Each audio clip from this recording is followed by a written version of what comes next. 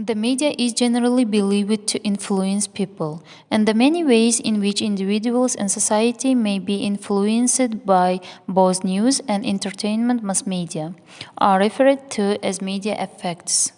It's hardly controversial to say that these media sources can affect our view of the world, but let's talk a little about the ways they can do that. Priming. Media messages may help us to recall all ideas, knowledge, or experience. For example, a news story about the French presidential election might trigger thought about the French economy, memories of a trip to Paris, or remind a person to put brie on their grocery lists. Agenda setting, also called gatekeeping. This refers to the fact that the media controls the information we get, and therefore what we think about. Editors have a lot of power here because they are ultimately the ones who decide what we are thinking about. Framing. Frames of the particular tree or span applied to a message. Often this ends up shaping our own opinion of the news and who the good guy is in any situation. While agenda setting is choosing which stories to tell, framing is choosing how to tell them.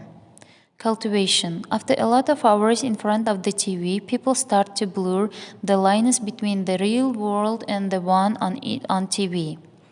For example, based on the number of programs about police, you might get that more than 1 in 10 men work in law enforcement when really it's 100.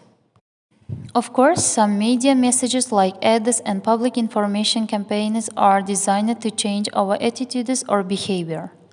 Factors that increase the likelihood of success include likability, credibility, or attractiveness of the source, and arguments used, and people who seem to agree with them. Media also plays a role in persuading people to adopt a new idea or practice. Often they first communicate messages about the new idea, which then spread through interpersonal network, expanding over time to include social leaders, peers, and the community.